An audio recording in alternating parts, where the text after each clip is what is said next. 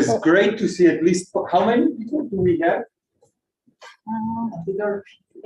I can see Tassos there.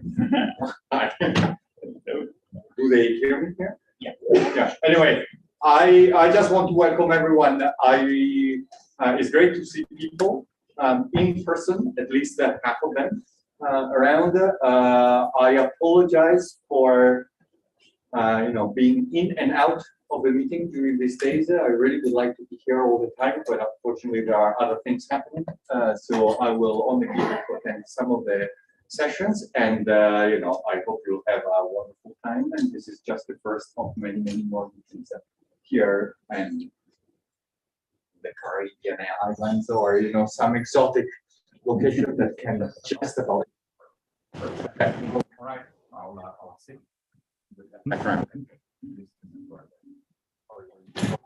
So first of all, I am Riccardo. I'll be chairing this short 1-hour session when Tyson Wittenberg will give us an update on the Visa Data Challenge group, and I think it's online already. And I think this is the time for you to start sharing the screen with the slides. If you're ready. So yeah, the floor is yours, Tyson. Okay, thanks. Can everyone hear me okay? I've been having mic troubles and echoes and stuff. Yeah, perfect. Okay.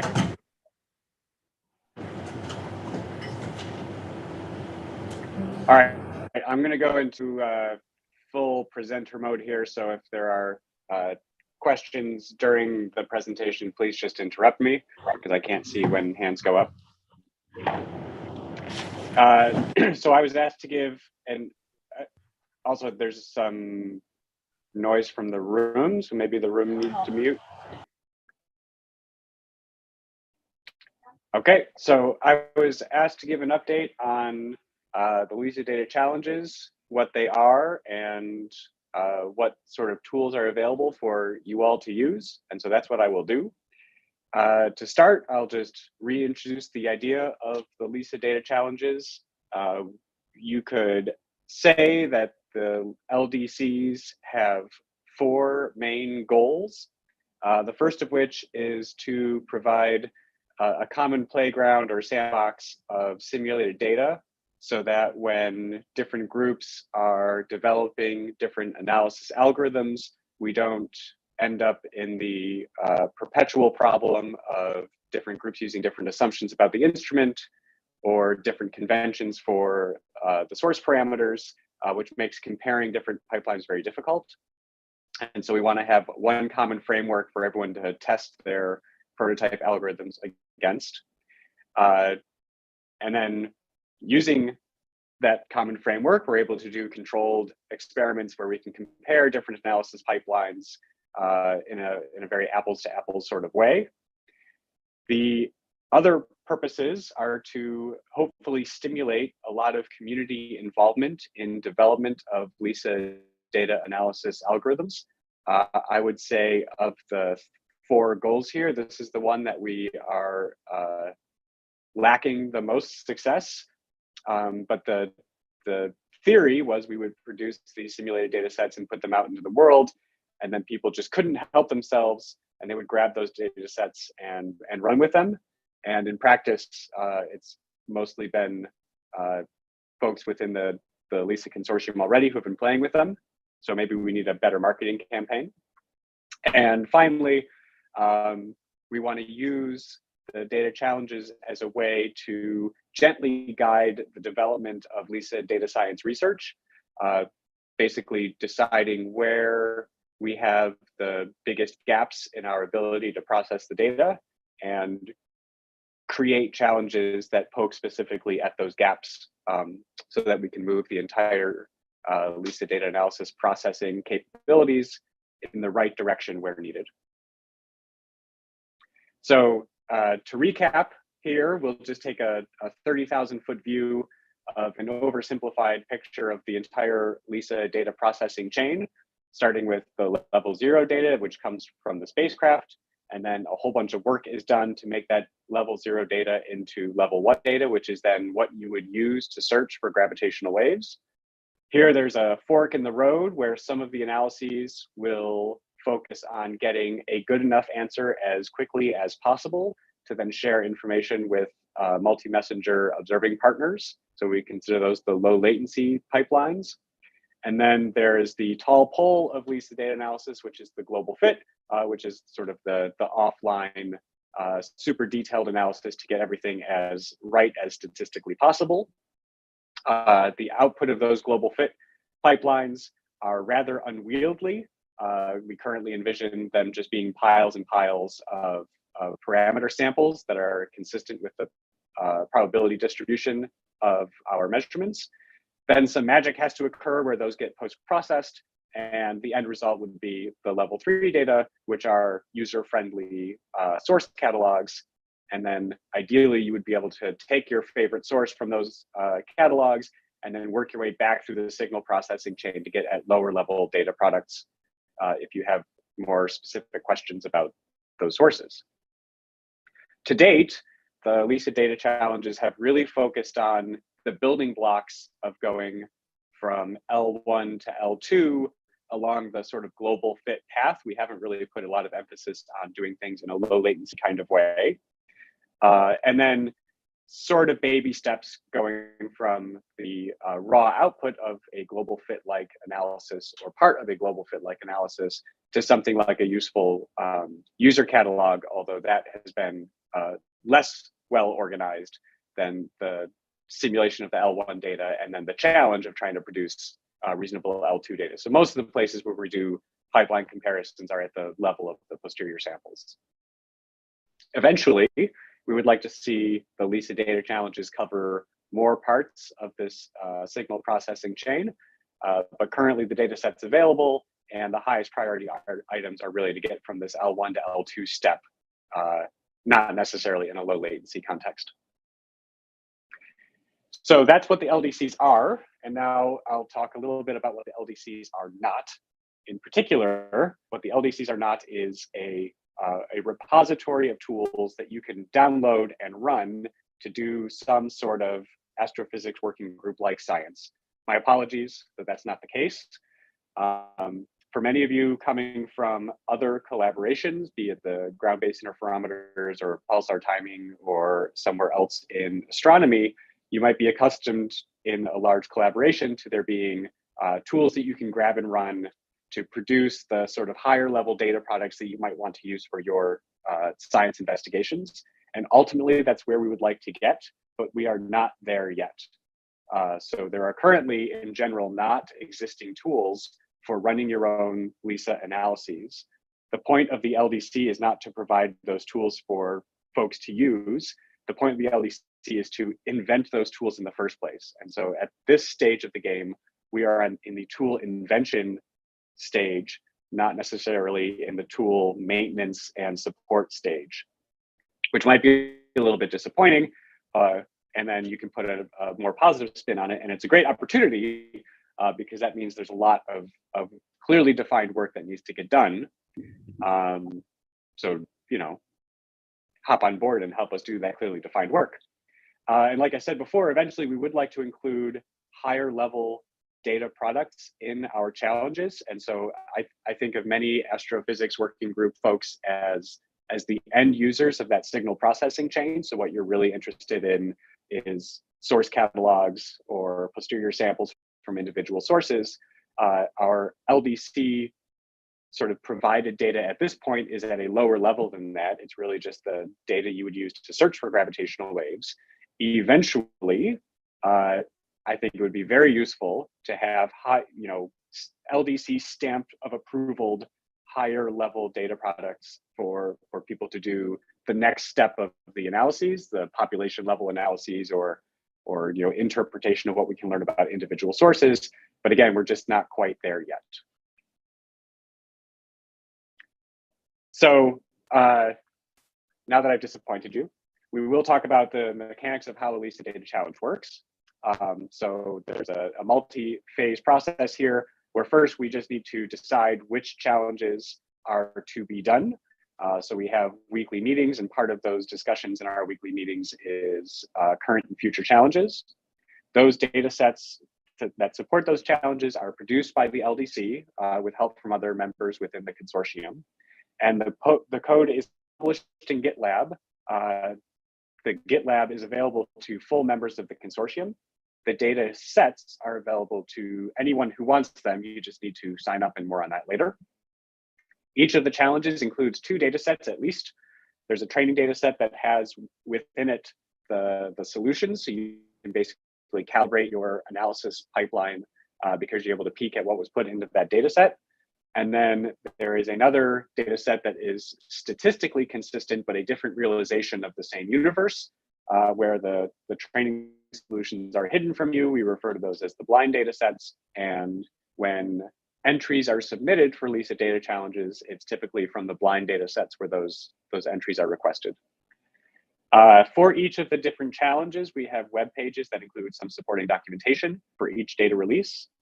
And at the end of the challenges, there's a web portal where you can submit your results for the different challenges. And then part of the purview of the LDC is to then do a quantitative comparison of the results from different groups for each of the challenges. And ultimately, those comparisons published in a Living Reviews in Relativity article. The first version of that Living Reviews paper is still a work in progress, which will cover the historical LISA data challenges from back in the earlier era of the LISA mission, which were called the MLDCs, the mock LISA data challenges. And then the current version of the Living Reviews paper goes through challenge 1 and a rough outline of challenge 2. I'll just explain what those mean shortly.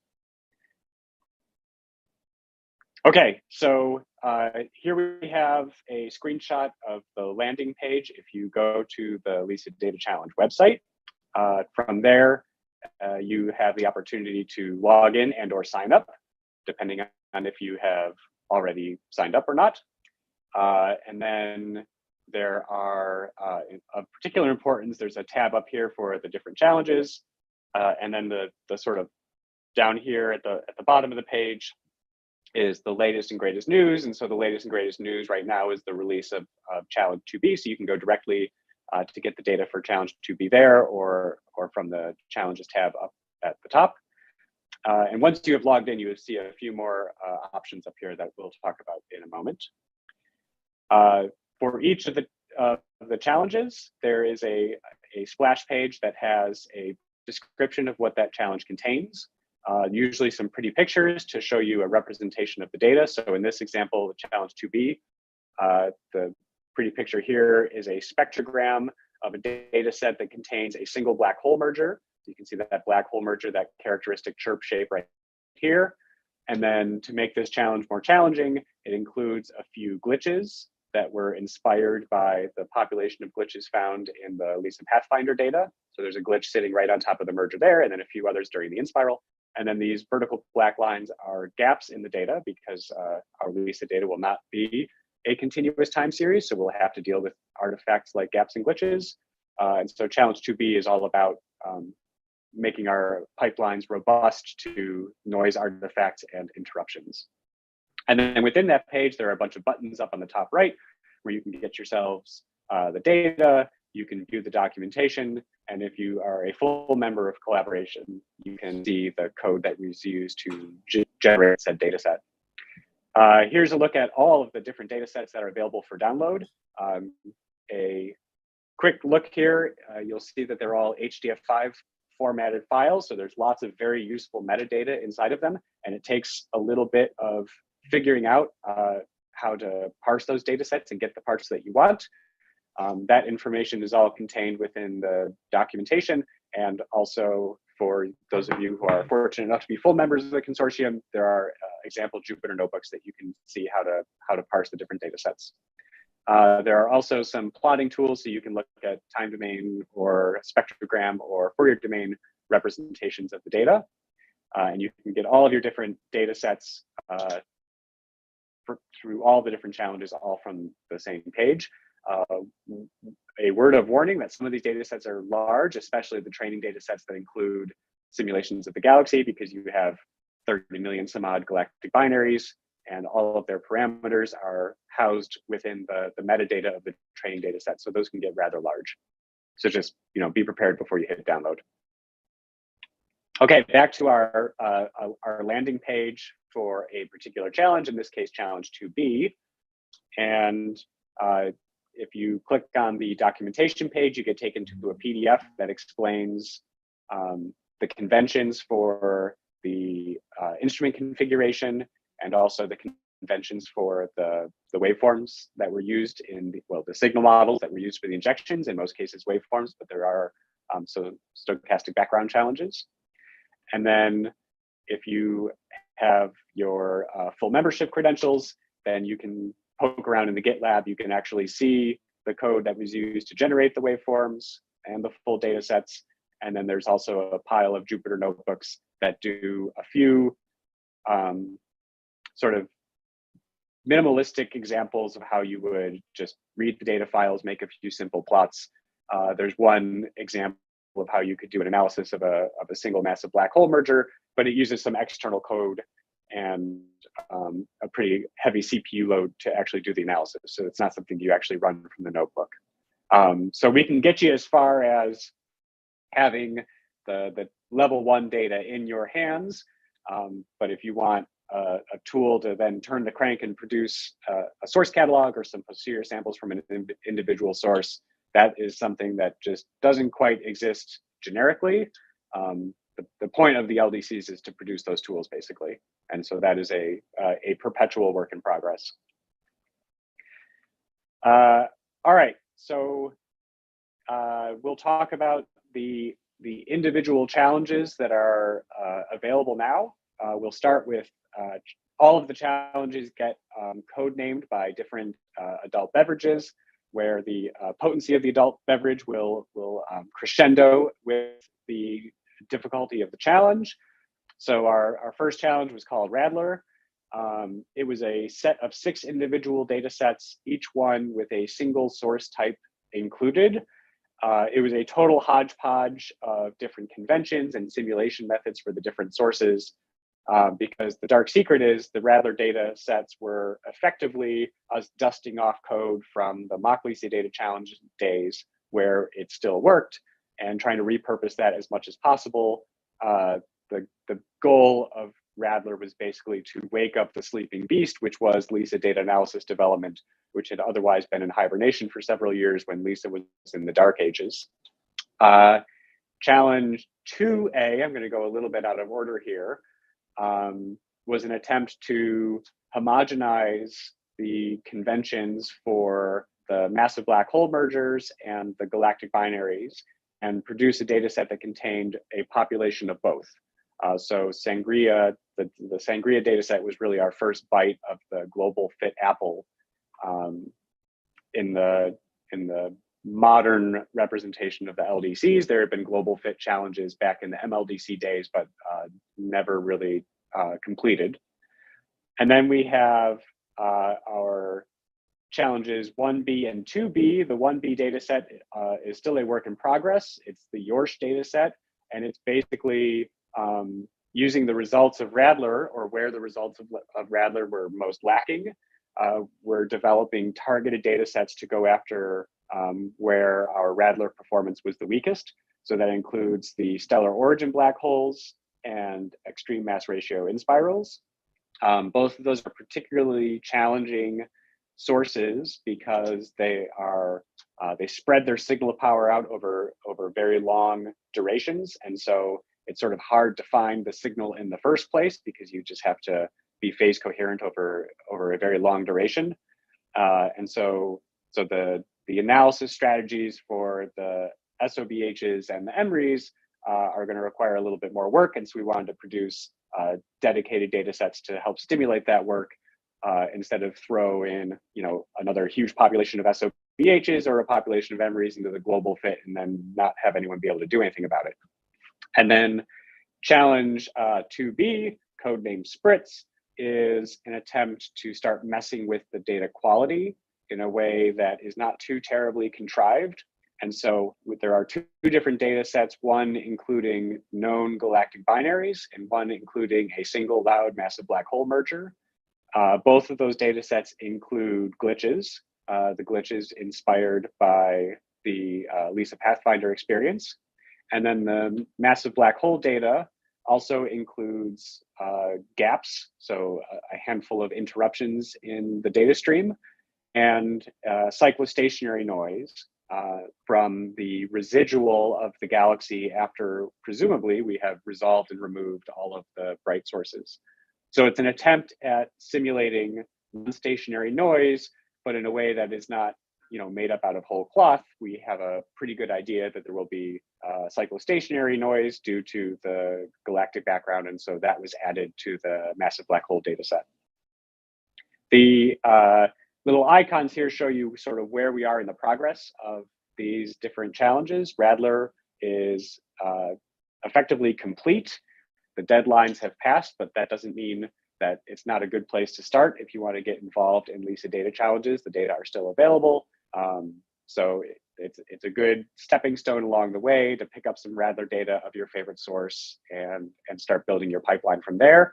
And then if your favorite source includes black holes and galactic binaries, then you can graduate to the Sangria data set, perhaps, or then focus your efforts on glitchy gappy data or these targeted data sets for the more challenging sources that we expect to encounter.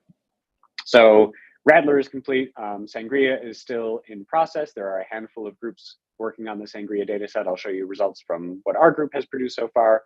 And then Yorsh and Spritz are outstanding. So the Spritz data has been released, but hasn't really been picked up too much. There's still just some verification and validation of the data sets themselves going.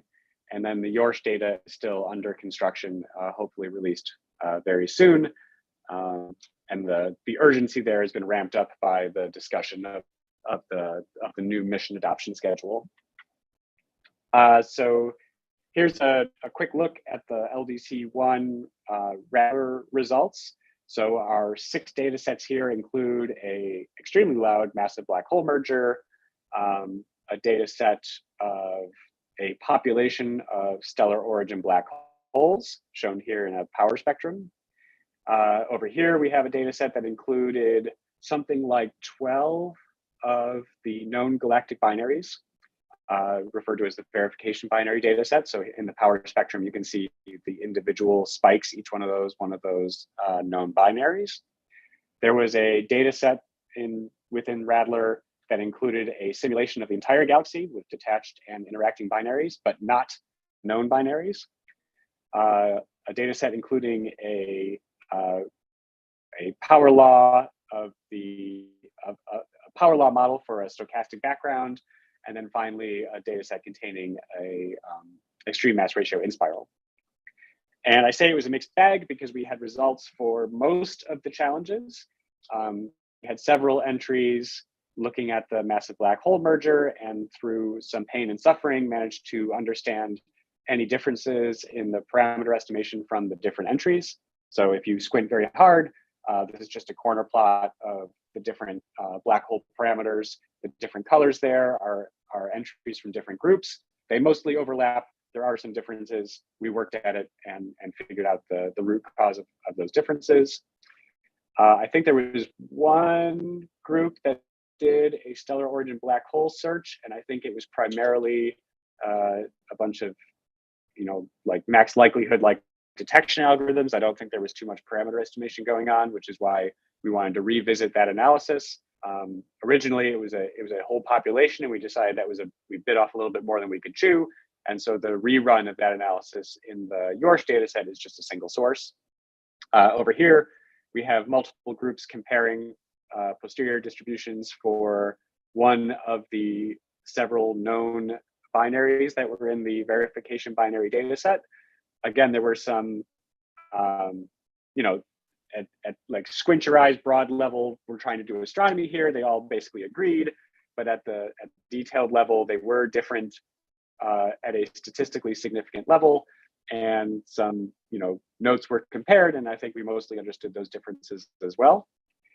There were 2 groups that took a crack at the full galaxy, both of which just looking at a narrow band range instead of trying to turn the crank on the whole data set, just because it's a big, expensive data set. So if it works over some narrow range where there are a bunch of sources, reasonable minds would extrapolate that it would work over the full data set if you just had enough computers lined up. So here's one example showing scatter plots of posterior samples in the color, and then the little black dots are the injected waveforms. This is in a region around 4 millihertz, and the takeaway message here is that the dots line up with the scatter plots line up with the black dots above some signal to noise threshold, and so the algorithms seem to be working, but there's a lot more to be done there to turn the crank on a full galaxy analysis and do some more detailed look at false alarms and missed sources to see how efficient these different algorithms are, as well as comparing the details of the parameter estimation. Several groups took a crack at the stochastic background. It was a pretty wantonly loud stochastic background that was added to the data, and so it was a nice challenge to get your feet wet. The real trick will, of course, be to fold that in with the different sort of noise artifacts and messy residuals from other sources, but at least we got a head start. And there were, I think, 0 entries, or at least 0 entries before the deadline for the Emory challenge, which is what has motivated a dedicated set of Emory challenges to get up to speed in that part of the analysis as well. Okay, so I guess I'm sort of repeating myself here that the challenge 2 data are available and the challenges are underway. On the left-hand side, you can see a spectrogram of the Sangria data, which is our first attempt at a global-like fit. So there are something like 14 massive black hole mergers. They're all rather loud. So this is a nice challenge to get started with. So you can see all these characteristic chirp shapes. And then if the screen is bright enough, I suppose, you can see these horizontal lines in the spectrogram. So those are loud galactic binaries. And if this is a year's worth of data, so you can sort of kind of make out the cyclostationarity. The background's a little bit louder here and these 2 blobs. So there you have it. You have yourself 30 million galactic binaries and about a dozen or so massive black holes, all waiting there for you to discover. And then here's another look at that Spritz data set that has the cyclostationary background, a couple of loud glitches, a black hole merger, and then these 2 gaps that will mess with your hopes of doing everything just naively in the Fourier domain. Here is a look at some results for the Sangria data, the Sangria training data. So these are results from the effort that I'm leading. There are at least 2 other groups sort of building up the infrastructure to tackle the global fit. What you see here is sort of currently the state of the art, although I expect that gap to close very quickly as we get closer to our deadline for having the Sangria data analyzed.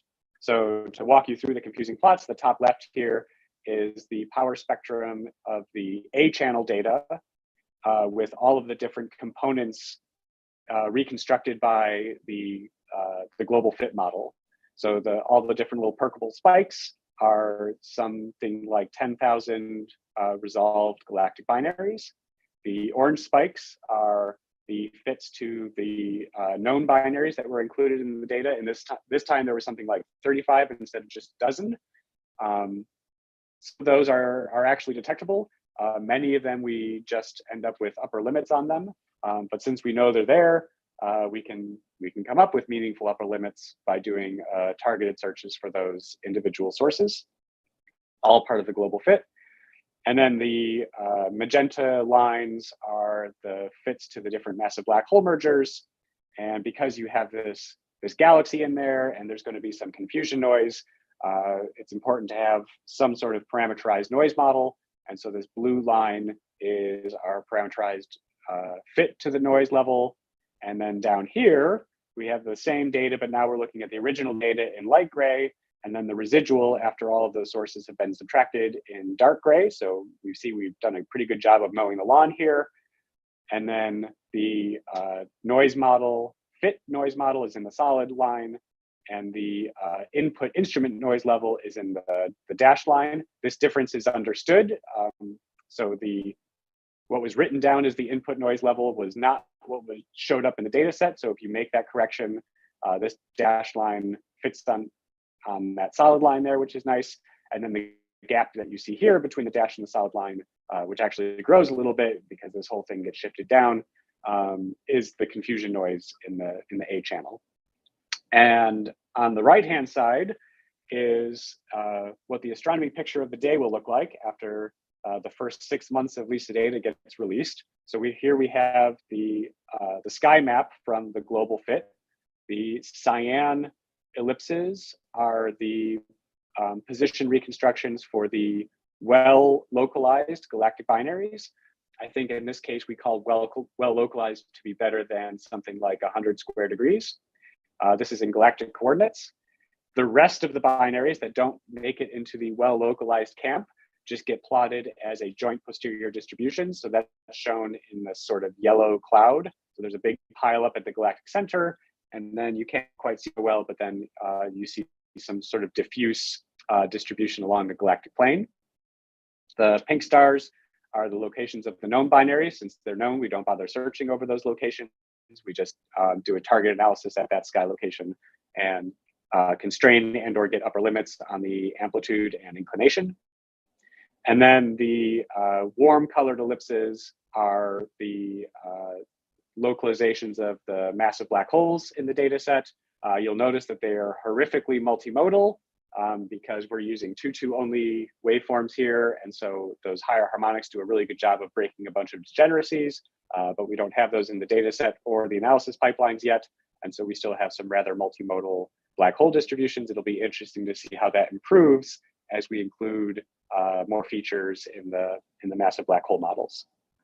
So hopefully this is tantalizing to imagine, after just 6 months of LISA observation time, we get a very robust looking look at the gravitational wave sky, and this will just continue to dramatically improve as we get more and more integration time.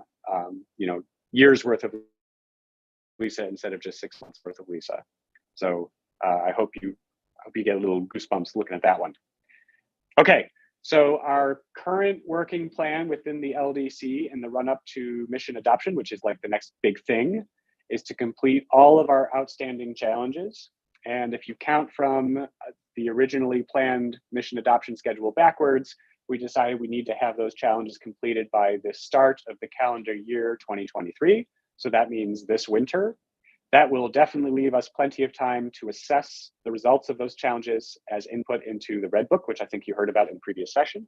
And that may leave us enough time to commission some targeted demonstrations with the pipelines that were developed for those challenges, if there are particular questions that we want answered for the Red Book that weren't already covered by our data challenges.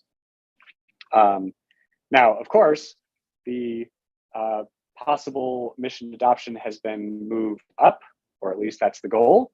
And that basically means that our calendar year 23 deadline is too late to do an adequate job of assessing different entries, and way too late to possibly commission new studies based on those results.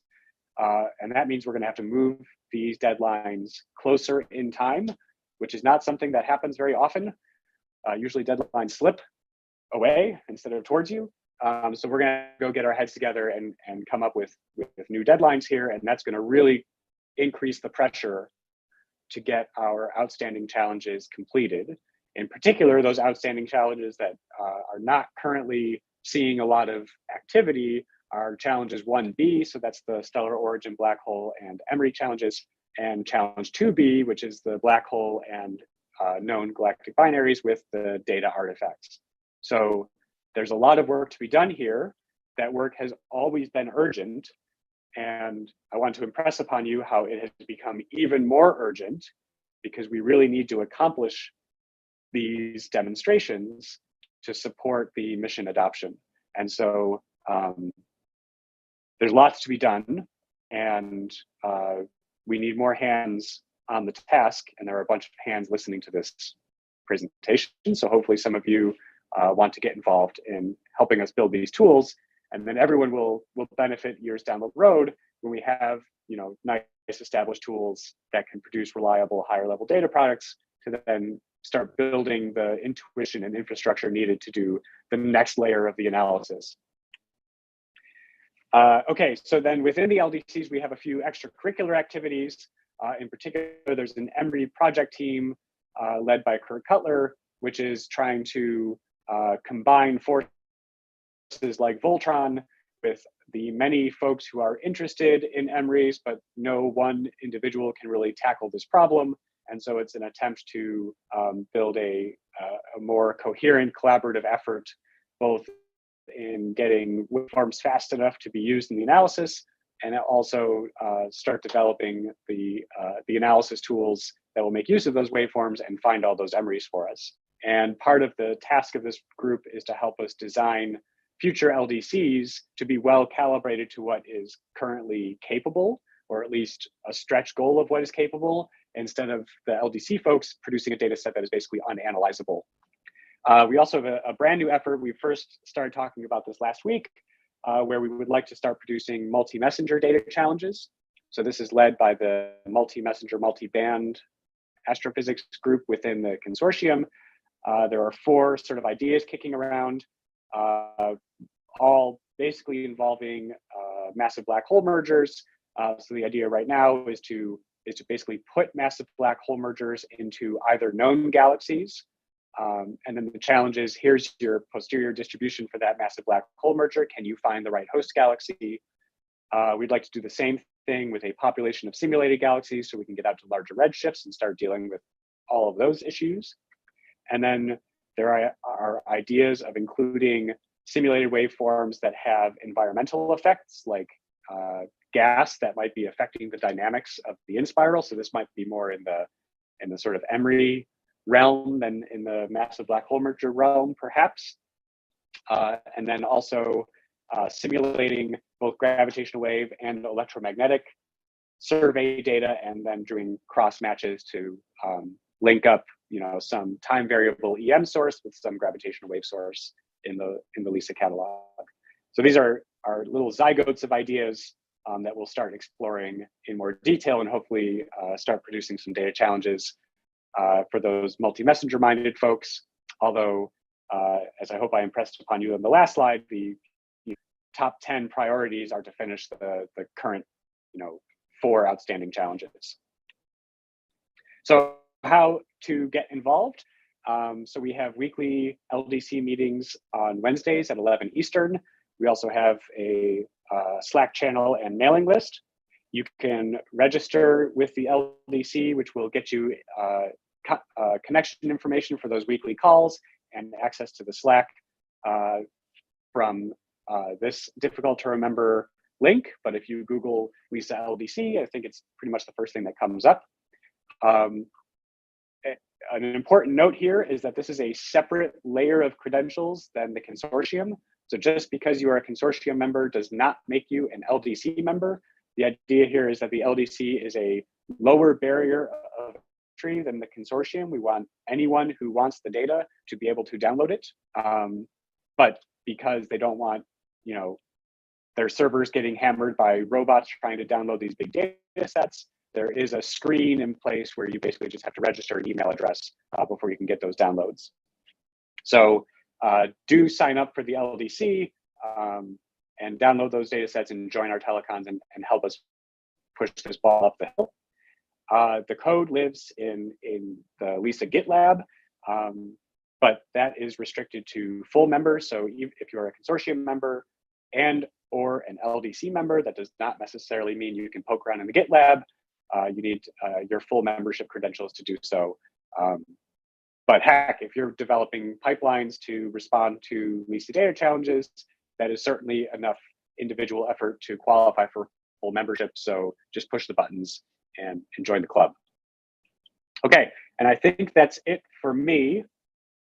We have plenty of time for questions. I sort of powered through all of that because I couldn't see the chat or any hands up. So hopefully you have lots of questions now that I'll do my best to answer.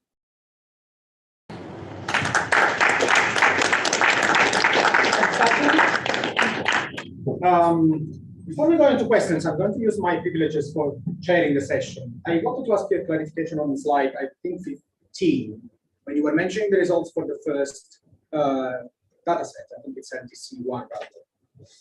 Since many of the authors of that analysis for this object binary records are sitting in this room, I just wanted to, I think it's the next slide, yes, that one. So for the stellar mass binaries, the analysis is, if anything, is lacking a search, and it's only the Bayesian parameter estimation part of the challenge. That's just for clarifying the results we published in that paper. And now it's time. Okay, sorry about that. I had that backwards. So there are 2 hands in the room and 1 remotely. So we start from Lucio. Yeah. Yeah. So what's the global fit model? Can you explain exactly how is that constructed? Did you Ricardo. You better maybe come closer to the microphone. So you mentioned more than once the global fit model. Can you explain a bit how is that constructed? Did you get the question now? Yeah, I heard it. Yeah. So how the data are constructed, or how the analysis pipeline is constructed? The analysis pipeline. So how is And also yeah. the data. So okay. So the data is it's everything runs through. I'll get the wrong name of the software, either Lisa Node or Lisa Instrument. Can someone remind me what the right proper noun is there?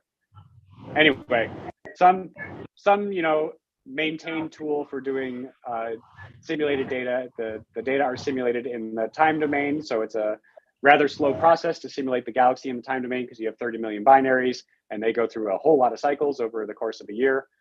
That data simulates, or those data are simulated as what's seen at the phase meter for each of the different instruments, and then it's run through a TDI algorithm to produce the final level 1 data. So that includes the 30 million binaries, as well as a population of massive black hole mergers using IMR phenom waveforms. For the analysis, what our group has done, other groups are working on this, but I can't speak to the details of their analysis. I'll just talk about my own. So we had an analysis built to do the full galaxy based on the Radler data. We only submitted a narrow band range of the training data, but we processed, of the blind data, but we processed the full galaxy using the training data set to build the pipeline. And then collaborator Neil Cornish at Montana State University did the same thing for a massive black hole analysis. And then to create a global fit code, we basically stitched those 2 samplers. They both rely on Markov chain Monte Carlo methods. So we stitched those 2 samplers together into what's called a blocked Gibbs scheme, where you will hold the parameters of one block fixed. So that would be like the massive black holes are all fixed, and update all of the galactic binary parameters, and then share the data back and forth between the 2 samplers, and then do a massive black hole update. Back and forth you go until some convergence criteria is met.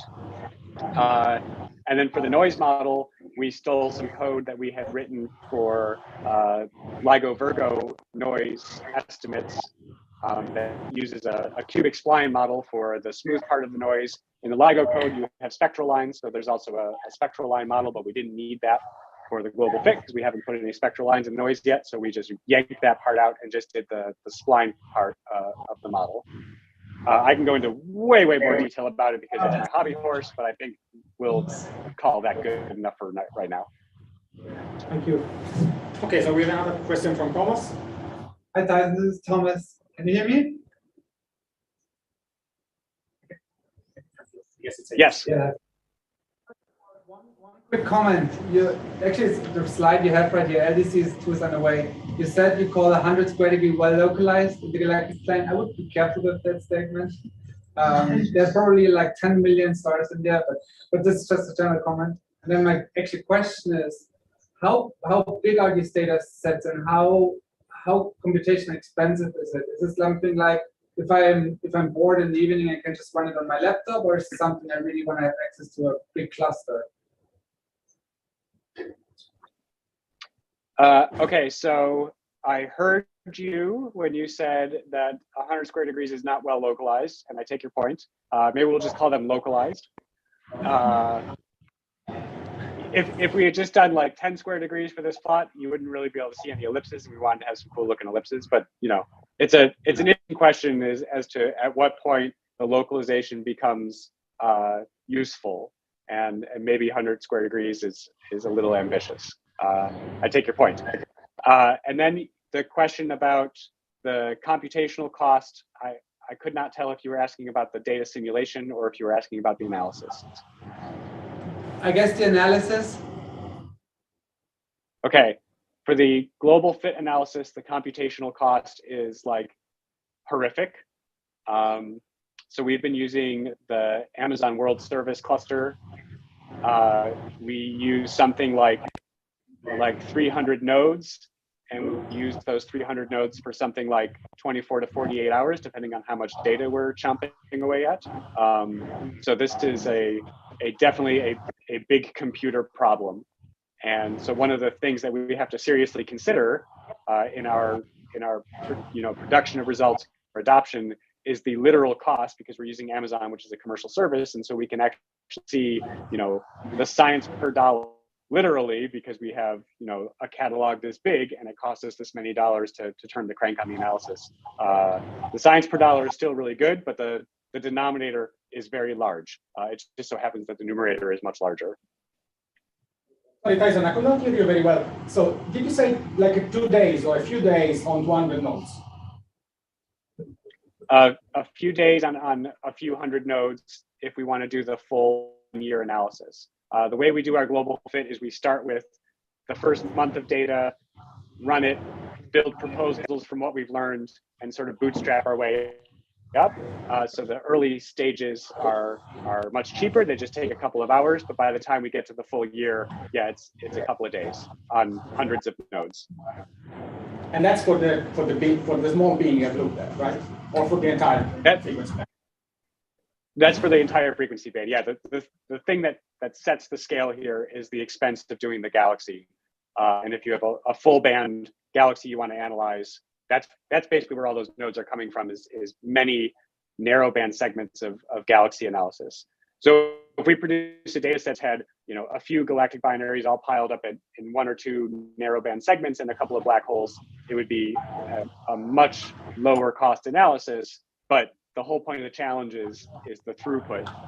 So it's important to do that, to take your lumps and do that full analysis. Okay, thanks. So there is one question. Very quick. How many cores does a node equal for people that don't speak Amazon Web Service lingo?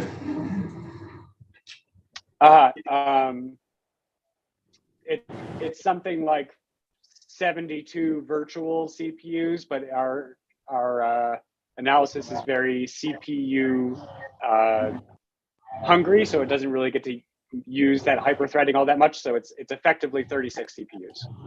But if you read the documentation, they say you have 72, but we're really only using 36 at a time. Yeah. Thank you. It ain't cheap.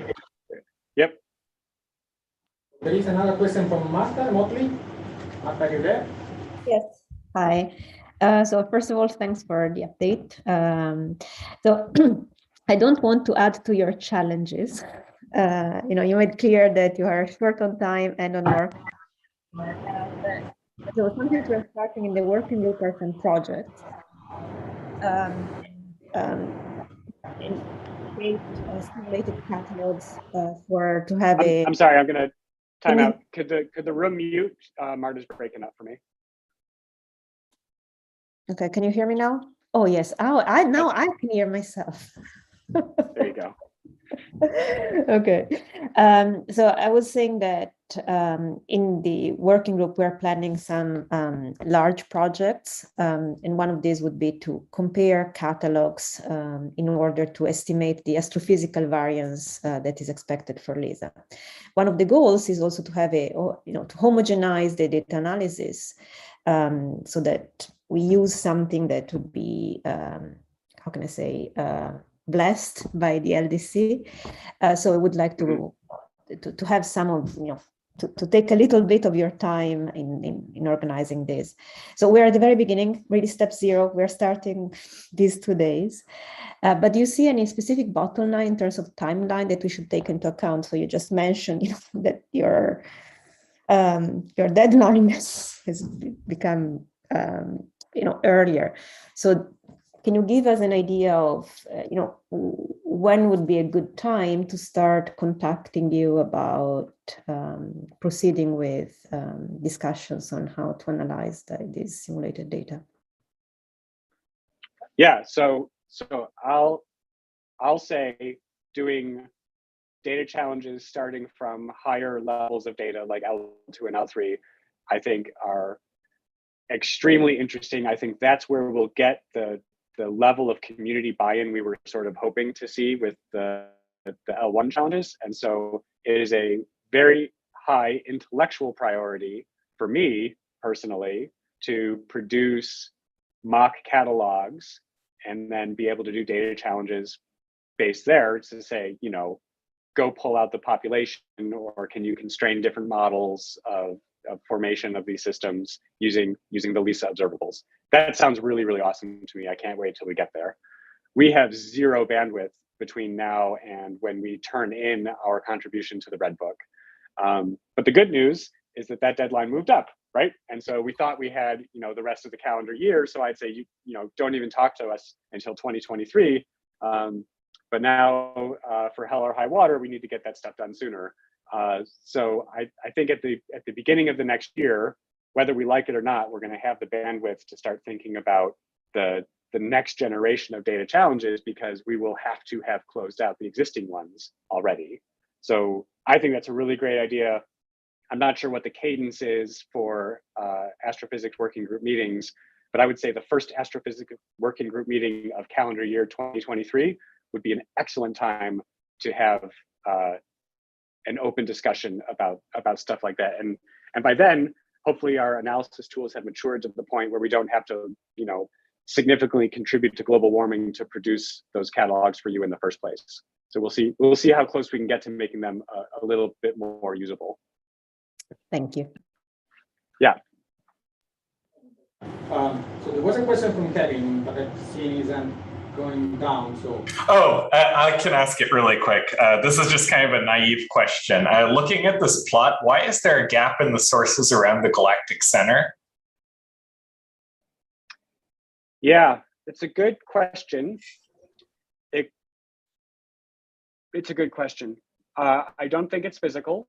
So it could be an artifact of the plotting, like maybe the yellow got plotted on top.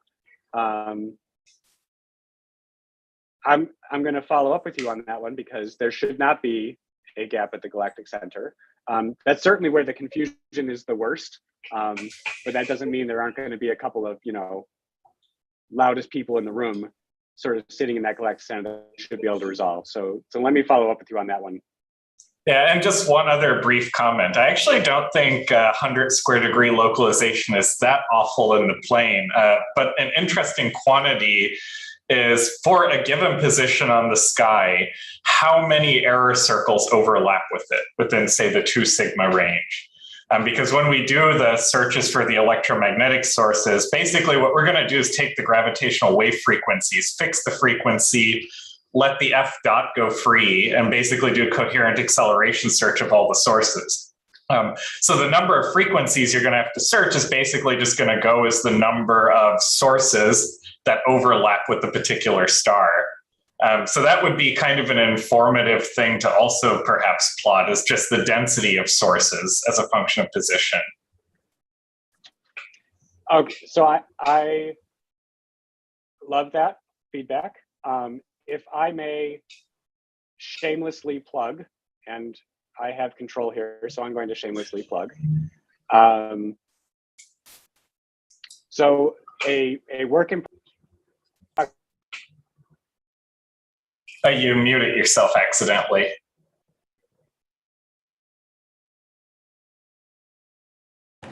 Tyson, you have muted Tyson.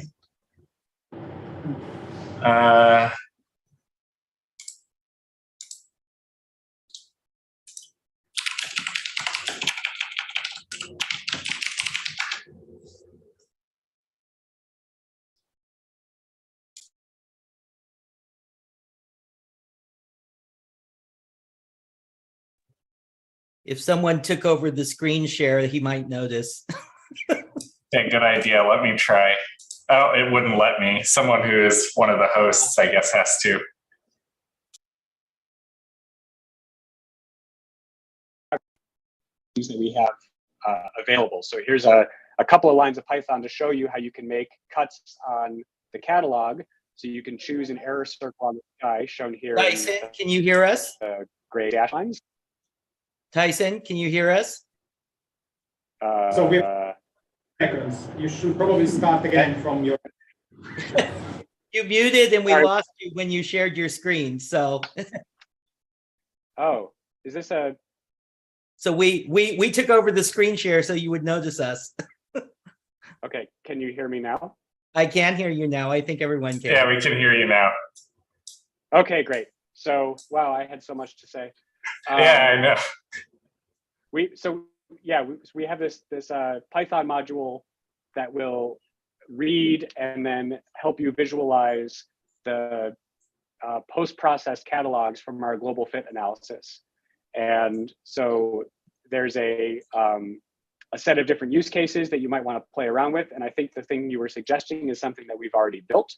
So you can read in the entire catalog, and with just a few lines of Python magic, you can identify an error circle on the sky, shown here in the gray dashed line, and it will return to you a table of binaries whose sky locations are consistent with that error ellipse on the sky. I think that's what you were asking about. Right? Okay, awesome. Yeah, that's exactly what I was asking. Yeah. So, so these tools are, there to be played with. We will add the catalogs as soon as they are, vetted by us. And what we really, really want is people like you all. That's okay. I stopped sharing. No, what we really want is people like you all to grab these catalogs, grab these tools, and tell us what functionality you want so that we can make useful data products for you. So that suggestion was a really good one. Luckily, we'll pat ourselves on the back and say that we preempted that one, but I'm sure there are other things that you would like to do with data. And we want to show you how to do that with these catalogs. And if it's something that we don't know how to do, it stimulates how we should be packaging the data, how we should be thinking about the analysis. So that's exactly the kind of feedback we hope to get. There are a couple of minutes left. There are other questions in the room. I see no questions from Zoom. Going once, going twice. Okay, so let me ask one very brief question, slightly unrelated. So is there a similar activity ongoing in the visa data processing group for some sorts of challenges going from L0 to L1 data? Or is that something that's dealt only by the group that will do the job when Lisa will apply? Yeah, so the L0 to L1 data processing is much more strictly managed than the L1 and beyond processing. So L0 to L1 is part of what ISA considers its responsibility. And so that it's a much more, rigorous, organized activity. Instead of just throwing data sets out into the wild and hoping somebody can do it, it's a much more, targeted set of incremental steps to get the L1 processing done. The L0 processing done. From L1 onward, the idea is to really outsource the development of those pipelines to the consortium and perhaps beyond, which is why it's a little bit more of a wild, wild west approach of we'll just throw data against the wall and see if anyone can do anything with it. If you ask me, this is a possibly unpopular and not sanctioned opinion, I think the L1 data processing has to eventually end up much more systems engineering level managed like the L0 to L1 processing than what we've been doing so far. I think the experiment of we will produce data sets and people will analyze it so far has not yielded the amount of community take up as we were hoping. And it's crucial that we produce useful catalogs. I think if at the end of the day, the Lisa mission produces L1 data and says, have at it, we're going to have a lot of unhappy customers, many of you included. So I think the future, it might be painful to get there, but I think the future is that the the current version of Lisa Data Challenges becomes much more like a LDPG style activity where it's more strictly managed than an open source free for all. But we'll see what happens. Okay. Okay, so I would say let's thank Tyson again for the I think I'll now hand it over to Valeria for the next session. Yes, a short discussion. So actually, the next session will feature by all of the astrophysics.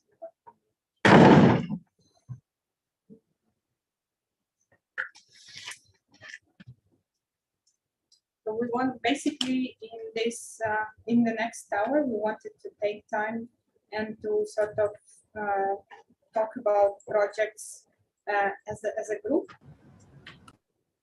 To maybe go through them to see what are the common ground rules that we can establish before diving into the separate projects. So yeah, let's do this.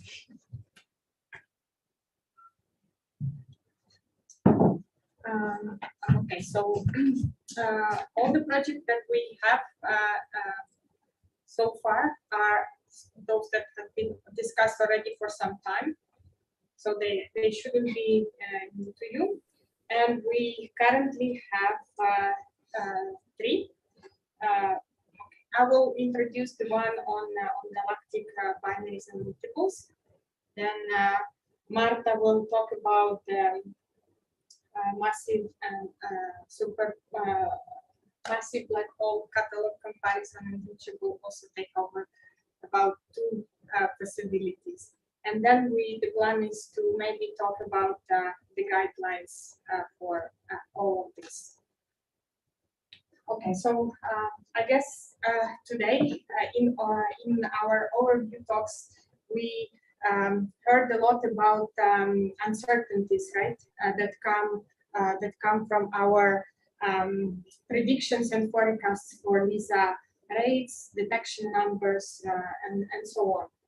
And I actually liked very much the slide from Tassos, in which those were clearly listed for instance, for stellar multiples. So so far we have we use mainly a handful of codes to get those numbers that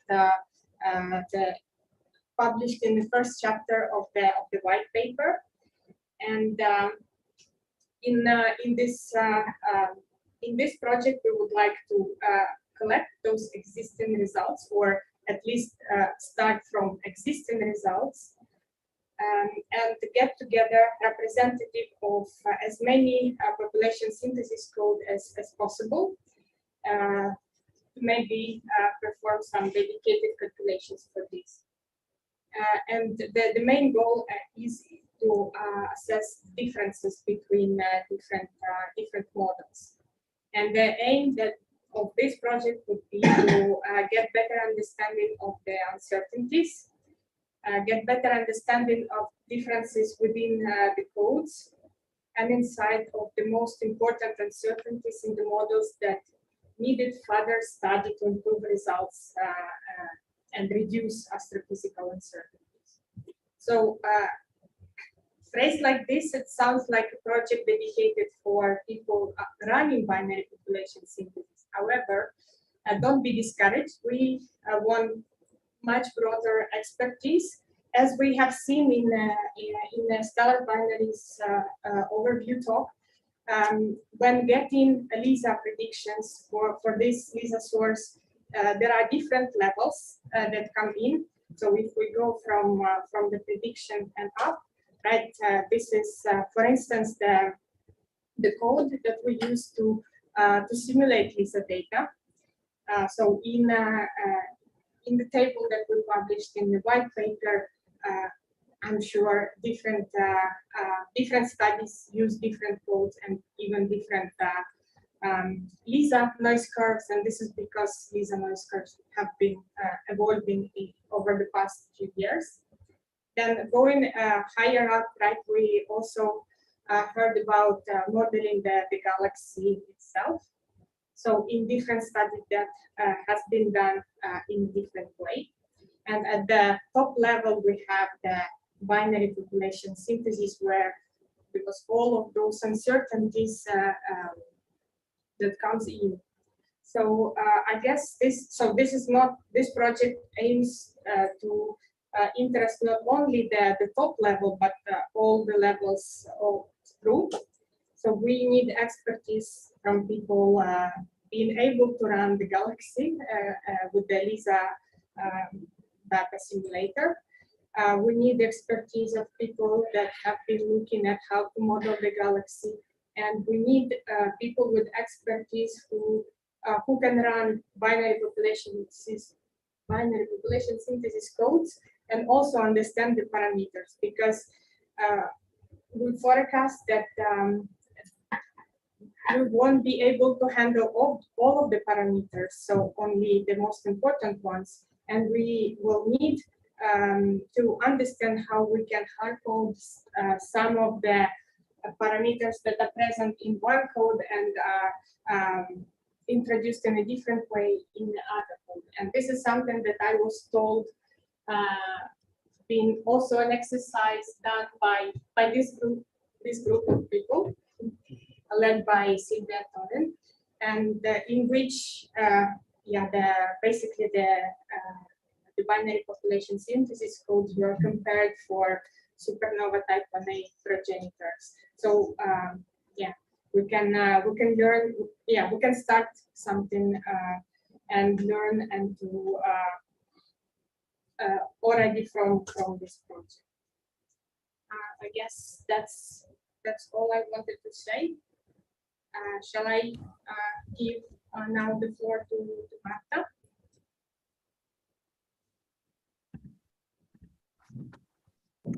Hello, everyone. So I will continue with this short summary.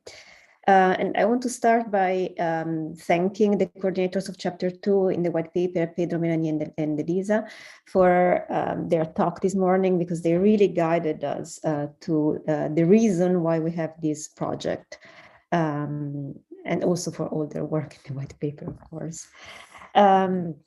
So here at the bottom, I report two figures from the white paper. Again, they were in the talk of Chapter 2 coordinators this morning, in which we collected a series of models that predicted massive black hole mergers from the literature. This is up to date to last year. And as you see here, and this was highlighted this morning, there is a wide dispersion in the results. So we understand why there is this dispersion. We use different techniques. We make different assumptions about the physics. But something that, in general, as a scientist, I would like to know is, what is the actual spread? What is realistic? And as a consortium member, what I would like to see is what is the astrophysical dispersion in the results that we should take into account when analyzing what type of work LISA can do. So the goal of this paper is, this project is to collect various catalogs, again, expanding to more up-to-date. This will be done on voluntary basis, of course. Compare the catalogs, create catalogs that could be helpful also for the LDC and a multi-messenger work package, and also the other the science investigation work package, for instance. But also this will lead, in terms of project, to published papers. So the participants to these projects will be also authors of the papers that will come out of this. So this is the basic point. On the idea is to find what is common among the models, and in that case, what is robust, that no matter what you do, you will always find this result. But then what are the differences, going a bit deeper in terms of whether they are numerical based on the technique that you used, or physical, so depending on really the assumptions that you made. So in these two figures, you see either, in some cases, numerical differences. So here, for instance, if you compare the red curve to the green one, the only difference there in these two simulations is resolution. They're, everything else is pretty much the same. So this is a numerical effect. It's caused by the choice that we were forced to make because, as Tyson just said, CPUs burn trees as well. While on the right-hand side, the focus is more on the different physics that goes into the modeling, what type of black hole formation, growth, and dynamics is included. So the idea is to put a bit of everything together, decide all together in the project where we want to go exactly, but understanding where we are in terms of the uncertainties overall in the model. Also in this case, although, I mean, of course, we will need people who have access to these catalogs and are willing to share them. The expertise needed for this project is very broad. So either if you're interested in data analysis, because we want, as I just mentioned to Tyson, we want to homogenize the data analysis for all these catalogs to really, make it LISA friendly. But also if you're just interested in the physics or in handling databases, in making figures, there is room to join this project. And I think that in terms of science, I will stop here. I will hand now to Lucio, and then I think that most of the questions will be asked at the end after the guidelines. Okay, yeah, so I'm going to describe the idea behind Project 3. This is also linked very well to what we heard this morning about the status of the knowledge in the astrophysical processes that govern the decay of black hole binaries at different scales. We have heard from Pedro in particular that we have still a lot of challenges in understanding how the binary forms at several parsecs of separation, how it continues to sink to smaller separation up to the gravitational wave emission domain. So essentially across the entire domain from kiloparsecs down to 10 to the minus 2 parsecs or so in separation, we still have uncertainties.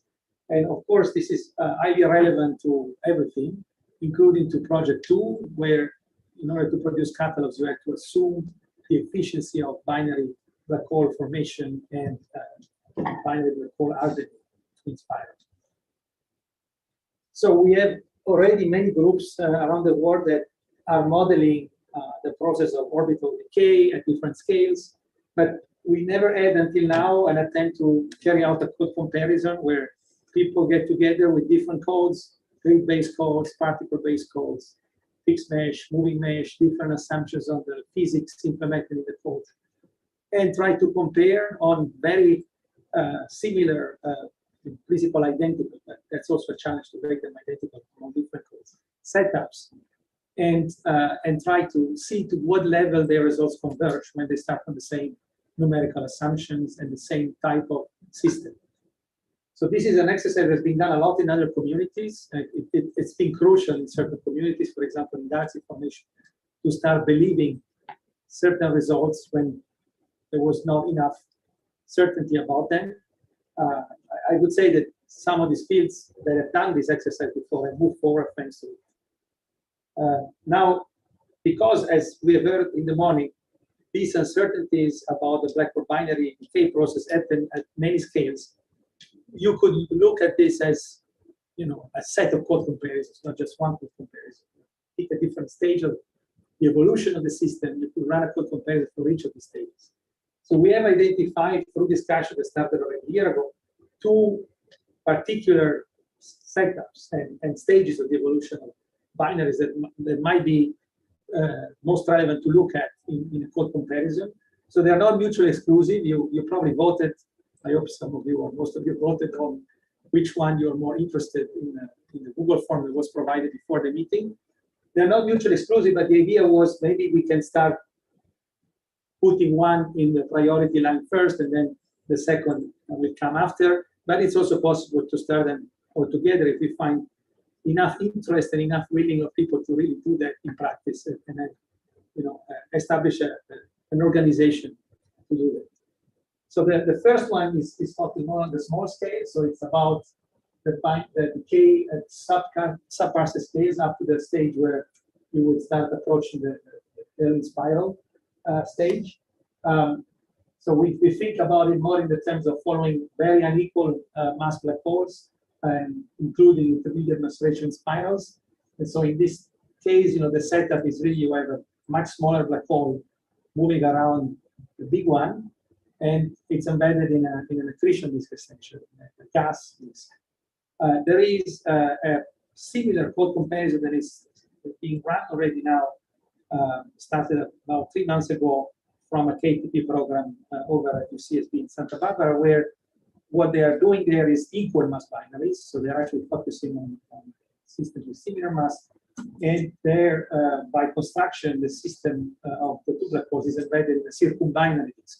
So this is instead an accretion disk, not a cavity. So it's a complementary case. The second one instead focuses, option 2 focuses on larger scale, is really in line to what Pedro said, that we now think there is perhaps a kiloparsec scale problem rather than a last parsec problem. So the idea here is to start when the binary is not really a binary yet. It's a loose pair of black holes with a separation of 100 parsecs or so in what people like to call a circumnuclear disk. So it's also a gas disk, but on larger scales, nuclear galaxies. And there again, there are many processes we have heard that can hamper the orbital decay. And so we really need to converge on how important each of these processes is in the real world. Until we do a comparison, we really don't know how much of the results that are in the literature are due to the particular implementation of the codes, or they are really general. The type of codes that could evolve in both, in principle, would span the entire range of codes available in the community. I made some examples here of codes that are very popular and used by many people, both grid-based, finite volume, finite difference, moving, fixed mesh, SPH. The second one has probably a bit more restrictions in the sense that you need to have a code that includes self-gravity. Not all the codes that can do the first one will do the second one, because not all of them have self-gravity. They don't have all of them efficient self-gravity. The second one requires also more input on the subgrid models. For example, how you model the formation of stars in the circumnuclear disk, how you model the accretion and feedback onto the black holes, because we know from published work that these are relevant for understanding the staging in the second one. The first one is cleaner in the sense that you can do a code comparison starting from more simple assumptions in the numerical setup.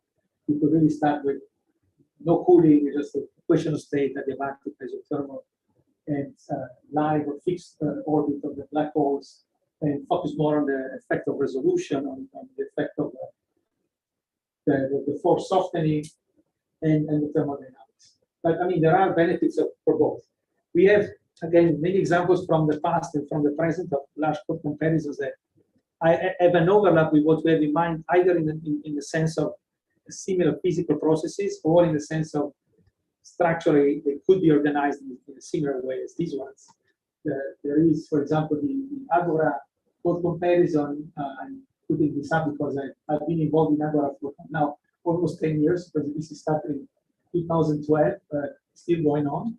So this was overly ambitious, but still, I think, very valuable effort to compare codes in the galaxy formation community. It involves 10 different codes. It involves 60 different institutions, so it grew a lot over time. And it's still going on and still producing papers, but it is true that maybe initially we were too ambitious because we didn't focus enough on just a few questions. The second example that I think is kind of the opposite. It was a code comparison, the planet formation community that was started in 2019 and finished in 2020. It was already published by the end of 2020. So very, very efficient. And we modeled the system very similar to option 1 of our project 3 idea. So it's again migration of the planets in a disk. So it's very similar to the idea of the unequal mass black holes or IMRAs in a disk. And it had, however, subgravity. So in that sense, also there is a gravity option too. So this was really focused on simple question to compare the codes on just one particular problem, the rate of migration, the rate of orbital decay, we would say, increase of the codes. And it involved less codes and less groups, so it was easier to manage. There are also code comparisons that are already being used a lot in interpretive observations, such as for the event horizon test of the GR and HT community. That's a very successful one, which we could also look at in terms of the structure, not the physical processes. And let me just show an example of what you can imagine could come out of a comparison like this. For the second example that I made in the previous slide, the planet formation example, which is already published. Very simple setups, which again are just one small planet moving around the star in the disk, and simple equation of state. You don't do anything fancy about the physics. There's no other process than cooling and pressure force. And you can see, for example, on the top, you have a system where you don't allow the dust to accrete onto the planets, like in the case of black hole, there would be no accretion on the black hole. And the migration rate, so the first to show the separation as a function of time, the migration rate between the different poles varies by a factor of 2 or so, but it's quite consistent. I wouldn't say it's completely convergent, but it's reasonably similar. The second one on the right has less resolution, but they're not bad. The differences are relatively small. But then as soon as you add accretion, so you allow the particles to represent the particle accretion, then you get what you see the bottom plots. For example, the left one, you see the mass grows differently by almost an order of magnitude in all the different poles. And even though there was an attempt to make the implementation of the accretion the same, just the fact that the codes have a different implementation of the hydro force, so they have boundary conditions implemented differently, makes huge differences. And then the migration rate, which is on top, also becomes more different. So even in a simple setup, you can get things like this. And we need to understand that in order to really say that we know more or less, given a black hole of a certain mass in a disk of a certain surface density or whatever, what would be the rate of orbital decay. So we need to put this on a robust basis. On the right, you see some pictures that I took from a recent work of Andrea that is here in the audience, where the focus is along the lines of the option 1 in the project 3 options. So it's IMRAs in this case. It's a very low mass black hole moving around a supermassive black hole in an accretion disk. It's a 2D simulation with a disk of code. And here, for example, you can see another interesting aspect. You measure the torque, which is responsible for the decay, at different resolution. So same physics, a different resolution. Look at these plots which show the variability over time of the torque. So the blue lines are the torque amplitudes measured over time. And changing the resolution gives you very different results. In one case, you have fluctuations, but they are looking more like noise. In the second case, you start to see periodic patterns, which you might start to believe. And we need to know how much of what we get in things like this is noise due to numerics, or it's really a physical theory. Things like these are crucial because they might be related also to a topic that was mentioned in the talk that we were quantizing before, the idea that you might have also effects of the gas of the environment on the waveforms. This type of regime is really bordering with the early inspired phase. And so these torque variability effects might have a feedback on the waveforms. And so we need to know, how strong are these effects. And again, we need to assess that through a code comparison in my view. Otherwise, it will always be uncertain. These are small effects, so we need to know them very well. Okay, so I will shut up now. But I hope that I convey the idea that this is very important. It's not just an activity of people who like to run simulations and they like numerics. It's crucial to put the knowledge on a firm basis, and it has a direct feedback also on project 2 on the catalogs, because in the catalogs there is always an assumption about the rate of binary formation and the rate of mergers, and these processes are the ones that we want to understand. And I hope in the discussion it will come up which one is more interesting. Maybe they're both interesting for the groups, and we can, you know, start both of them. But this is something that we'll figure out hopefully why we are here.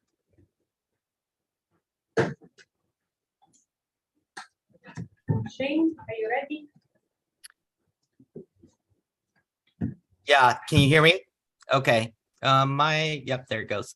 So so this will be the first time that as a working group we've engaged in large research projects together. The white paper was a test bed for us to kind of see how this goes. But since we're going to start doing more hands-on work and actually making science results, we've started to organize some guidelines for how we think the project should run. So the chairs have been working on this for a few months, and you can see there at the bottom, there is a link to where we've summarized these things in a Google Doc. The link should allow you to add comments, and we would certainly like people to review that and add comments about things that they have concerns about or things that they think are missing in the current guidelines. If you read through those guidelines, they're largely focused on large projects, the things that we're talking about today, the ones that naturally or are designed to encompass very large swaths of the working group. Particularly as we get engaged in this, and you know, as always happens at meetings where we talk about LISA science openly together, there will be other projects that come up that will maybe not be as broad in scope and encompass as many people in the working group. So those traditionally we've been calling small projects or small group author projects. There's a small mention of that in these documents, and many of the guiding principles in these documents should apply to those. But largely what this document is focused on is the 3 large projects that you just heard about. So the kind of basic guiding principles everyone should keep in mind. There will ultimately be coordinators for these projects in much the same way that we had coordinators for the chapters in the white paper. But these are the kind of high-level bullet points of what we think the best practices will be for these projects to kind of get off the ground, be organized, and constantly moving forward, and kind of keep everyone aware of what's going on. So probably first and foremost is really about how the project is advertised and maintained and kind of represented to the working group on a regular basis so that everyone can be aware, people can join, new members to the working group can get up to speed and start working on work that we're working on. So that will involve advertising, things like we're doing here at the meeting, advertising at regular LISA telecons, mechanisms for people to sign up for the work and join meetings that are associated with each of the specific projects. We're also going to ask that there be regular reports, probably either to the working group chairs, but also at working group meetings like this, where we just give updates on what's going on with the work.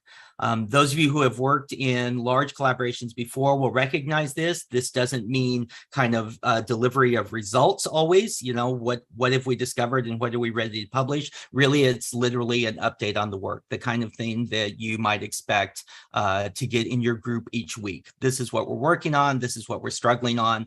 This is what kinds of expertise we still need. These are other groups that we're connecting with. That kind of update. And that will just help all of us who are kind of guiding the process be aware of what's going on, but it will also kind of make evident for people places where they can contribute and bring their own expertise and interest to bear on these projects.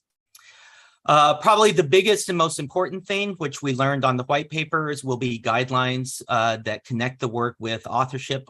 We expect all of these projects to ultimately result in papers. And so we want to ensure that people feel that the authorship process is fair and equitable. At zeroth order, we will follow the P&P guidelines and have tiered authorship, much as we did on the white papers. But generically, what we will do on each of these projects is we will track and associate people's names with specific tasks that they've accepted responsibility for. That will not only ensure that progress on the projects are made, but also that people feel that appropriate work has been done and appropriate contributions to be in the authorship tiers.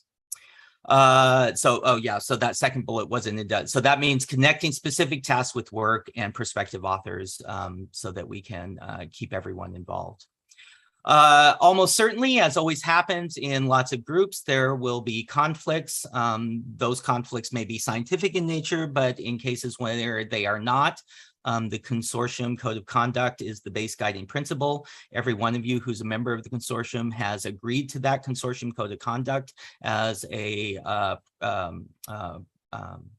requirement of entering membership in the consortium. So that will be our base guiding principle. There is no infrastructure within the working group yet really for conflict resolution. We talk about that a little bit in the document there, but issues that you have or encounter should be directed to us. If they are scientific in nature or resolutions needed for the authorship and such things, we will do our best to resolve those. Real conflicts associated with violations of the code of conduct will be directed upward into the consortium infrastructure where they are prepared to deal with that. Okay, so the link is there at the bottom. Do review it. We don't want to, it's a couple pages long, so we don't want to read through it line by line here, but I think these are kind of the base guidelines of what's outlined in there. You can look at them for specific details, and each of the projects will adapt their own strategies for these once the coordinators are identified and the projects get rolling. So I think that's all I'm going to say on that. And I'll pass it back to Lucio or Valeria in the room, and we can take questions on any of this and have discussion. So it's time for your feedback. Yes. Oh, and I see a question from Tom. I'll put that link in the chat for everyone. Sorry. Yeah.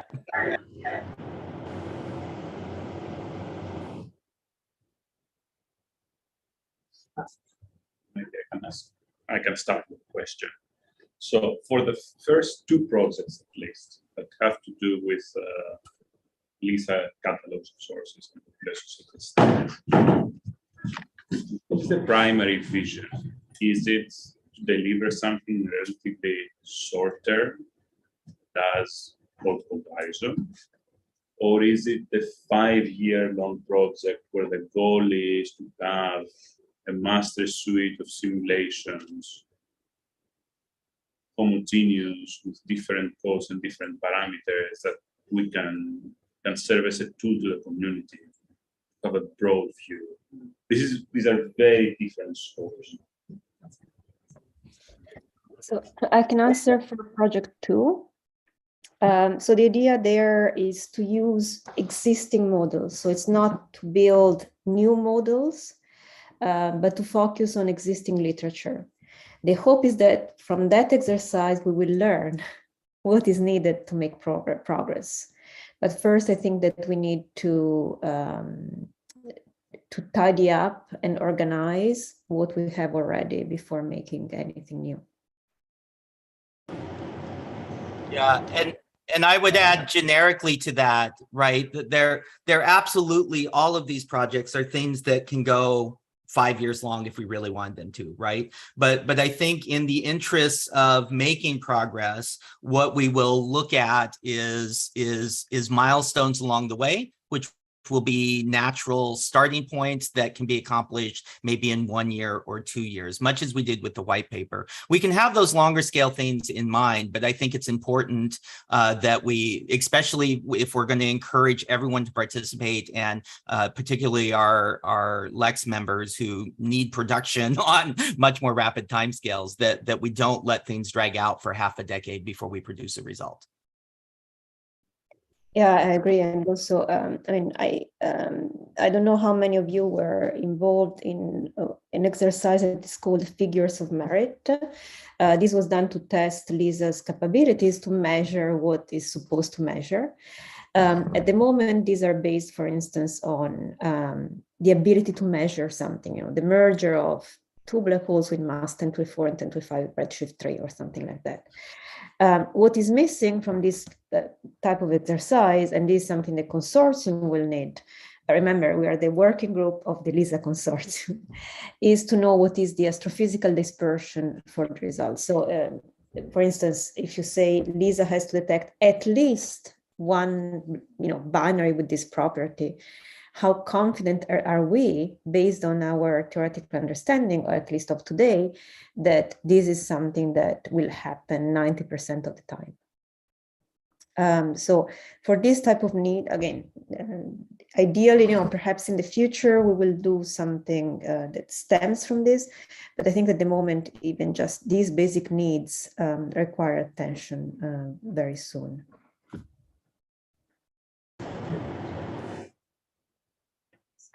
I can only agree from that project one perspective. Probably, it will be up to the group who want to participate, but I think that there should be very clear statement of the goal at the beginning, and then we would go to mark those that are done, and it can be as long as, the list can be very long as well. And So Sylvia, your hand was up. Did you have a question? You put it down.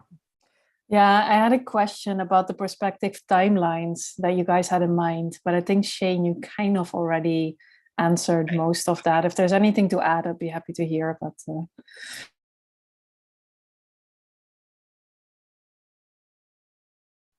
I guess to just quickly reply to Sylvia, that will be up to the group who will set the project. Thomas? Yeah. So one of the things, the consortium has a big advantage of having a lot of brain power, a lot of people with different expertises, and I think that's where we, these projects, can make a lot of use, right, using that. And so maybe it's adding to this stuff, but for example, for project one, I encourage the people who are doing that include not just the double white dwarfs, but also include other objects. And they typically are all in these binary evolution codes, but typically just people put them in trash garbage bins because they are not right for their science business. Right, but I encourage people working on this project include the SDBs, helium stars, include whatever you have in there to make sure that we have a global comparison, which I think would be really, really useful. And then a second comment also on project one, and then maybe this has not been thought of, and maybe that's beyond that, but a lot of the binary population codes, and we all know that they are parameterized, which makes them more efficient, but makes them very fast, but there's parameters. So there has been a move, especially in the massive star community, to go towards including things like MESA evolution, at least parts of the steps. For example, stable mass transfer is very well established in MESA, and there's lots of studies that show that the results are pretty good compared to observations. So maybe that's something also as a comparison, includes parts of the evolution, for example, stable mass transfer with other codes like MESA, and see if that changes the result significantly, if that helps or not. I know that's just adding to the pile, but I think that would be something which I think over the next few years could be very interesting, given also the expertise we have in the consortium. So I guess it was one. Yeah, so Thomas, I think that's a really good point, but at zeroth order, I think the state we're in with project one is going to be similar to what Marta outlines, which is we just need to understand from the full scope of population synth models we have, what's in them and what's different between them. Much as the example that Valeria showed on the slide from Sylvia's old study of just how do they compare. We want to do that with the state-of-the-art ones. Like you said, things like MESA, people are working on this, and we should be going down that path. And I think ultimately the question becomes, are people who are working that in the consortium with us already? Do we need to bring them in? Do we need to connect this project to them? And we will certainly be going down those paths. But to the earlier point about timescale, changing the pop synth codes to match MESA evolutions could be a 5-year project, for instance, right? But understanding the limitations of the physics is absolutely what we think the starting point is. And then my wish list is just include all the objects you have. Yeah, and that's a great thing. Yeah. Although my perception of that is that we're limited by the understanding of the physics of those two, right? So yeah. Okay. So this is, yeah, it's a comment. I'm just worried that if the scope of the initial project is too limited, meaning we go through the literature, we collect a set of models, trying to find the source, like the data sets of the models at best, and not just the figures, and we try to compare them, we're going to be comparing apples to oranges in most of the cases. And that will offer something very limited. That's why I was asking, for example, let's not talk about creating new population simulation models, work with whatever exists and is fully functional now, but the groups should come together and decide on a common set of assumptions that are the minimum required and rerun these models in a common way, post-process them in a common way, make a common set of assumptions. Otherwise, we cannot make comparisons. I think that's the base idea. I think that's exactly right. Well, wait. Just to add that I completely agree with that. Like we tried this for a long time with the popcorn project, right? And there's no other way than to try to make the codes as homogeneous as possible with these simple assumptions as far as we can, because otherwise you end up with populations that are different, and it's very hard to backtrack where those differences are coming from. Yeah. And that's exactly what we need, right? Just to see that there's differences doesn't really tell us so much. So I completely agree with you, Tassos. You have to set up a framework where the codes try to simulate as far as possible the same thing and then compare the results. That's exactly what we did with popcorn. So if I can make a comment, this is not readily translated to the other project one, in the first place, because cosmological simulations take years to run. So if we decide to do a parameter study of what goes in cosmological simulations, it takes 2 years for a simulation. I don't want even to count the workforce that is going into that. So this would be something like at the very least a 10-year project. And if we finish it before Lisa flies, we would be lucky. So I think that I understand your comment. Of course, that would be ideal. But we also have to take into account that we are dealing with human beings who are looking for jobs. We are also trying not to destroy the planet by running thousands of simulations. And we are at the very beginning. So if we start overly ambitious, at the moment we have 0. We haven't even started. We have a few people who signed up, but we don't have a framework yet. So part of our worry is that if we start overly ambitious, we will solve the world. We will not actually start with the realistic steps. So I would say that we can put, again, first of all, I would highlight that different comparison projects are different, so we cannot use the same meter for the two, but also really consider that these projects should lead to results within a reasonable time frame. In our guidelines, if you go there, we set an upper limit of about 3 years. Probably for someone who is a PhD student or a postdoc, being involved in a project that may last 10 years could be scary. One, instead, if they know that this is, can be completed on short time scales, I would imagine, but I would welcome feedback from early career researchers, could be more manageable. I'm scared of a 10-year project. How many years have you been in LISA now? No, we're not going to talk about that.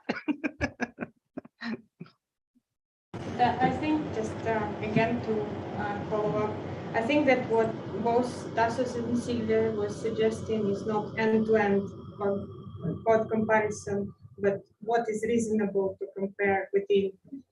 There will be a set of parameters that we select because, of course, we cannot change all of them.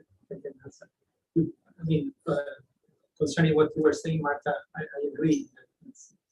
That number 2 is very different from number 1, given the computational challenges and so on. I guess probably having in mind, however, that you can still, for example, homogenize the analysis, because right now, cosmological simulations of different groups are also analyzed differently with different analysis tools. They use different ways to measure things, like different metrics, and they also measure them differently. So that already is not, of course, making them really aligned, but it's an exercise that would help to, compare them more properly and more evenly. That is something easy to do. Yeah, so there would be 2 aspects. One is, more technical, numerical, and, things like this, or, the different resolution. I showed you an example. I mean, in that case, the analysis was done in the same way, but it's obvious that if you change the analysis and you change the numerics, you get different results. But the other aspect is about the physics. So different groups have simply made different choices about the physics. First question is, what are the genesis? This is not something that has been explored yet, partly because each group works on their own results and they don't have access to other groups. And the physics is, if you were present this morning at the talk of Melanie, Pedro and Elisa, you will see that there are lots of uncertainties. One can make choices. How important are these choices? Are there robust results despite the variety of choices? And again, I see this not also from the point of view of the consortium, where there is a basic need to know whether the expected emergence rate of black holes is 0.1 or 1,000 per year. Do we have to brace for very rare events, or do we have to brace for something that could even lead to confusion noise? At the moment, we are at that level. So perhaps in the binary community or way beyond. And so perhaps our worries are not the same as yours, but in our case, I think that there is, to my knowledge, no comparison that has been done except saying, if I reduce my model to look exactly like yours, we get similar results. So that we know already. If we just want to know how many black holes merge from redshift 1 and 2 and mass 10 to the 8 and 10 to the 9, there is a dispersional factor of 3, which is not terrible. But when we go to LISA, we have, as I said, you can go from 0.1 to 1,000 per year. Which one should the consortium trust?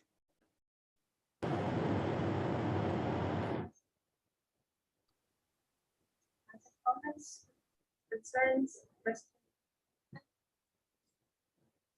So, it's not very clear to me if this project is in the questions into the present, but close to that. Yeah. Okay.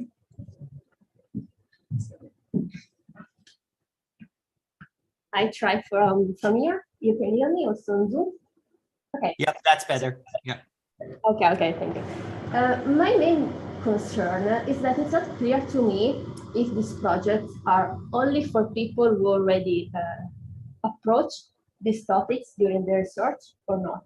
I mean, for instance, if I am interested in one of these projects, but so far I did something different. So for me, it's also, I mean, it's not just, okay, I have some expertise, but I have also to learn a lot of new things. It's something in according to the time scales, it's something that is better. I mean, it's something that is not for me. It's not clear to me. This was also one of the main concerns because so far I did not sign up the Google Doc for this reason. Also, I don't know where to look. So maybe I can comment on that, and my co-chairs can add to it if they think have other thoughts on it.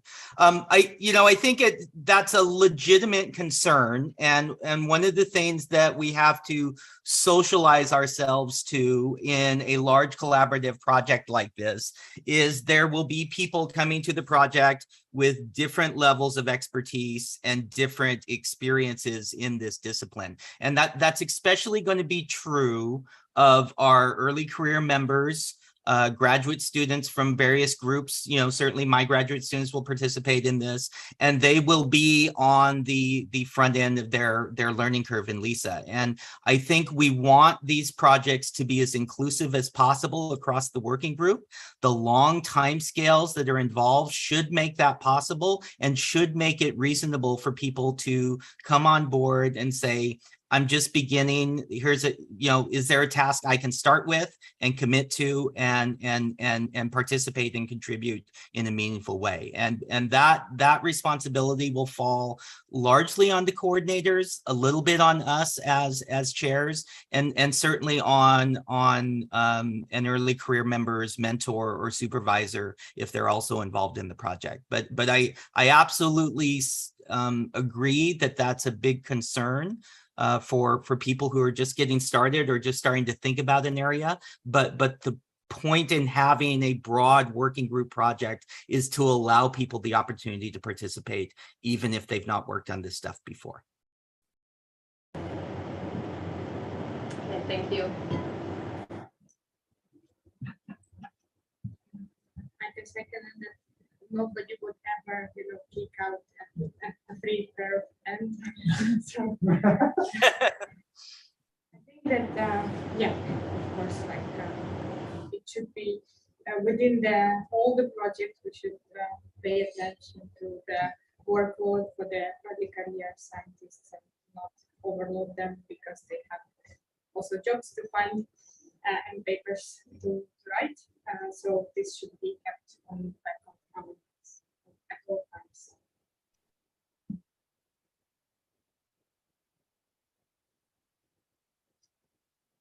Any other questions?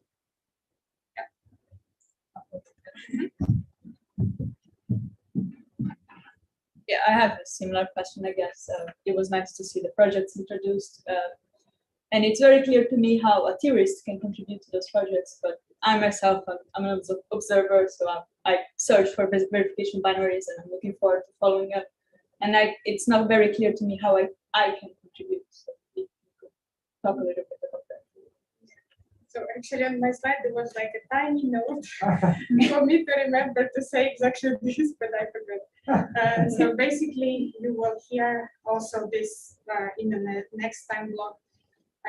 We have been discussing in the previous AM subgroup some projects, and some of those, specifically one, is very much related to this sort of code comparison project. And basically, I think but it's true that we also need observers because those our codes and outputs has to be, they has to match observation. Otherwise, we're just okay, so let me, so for sure we will see the description, we will hear about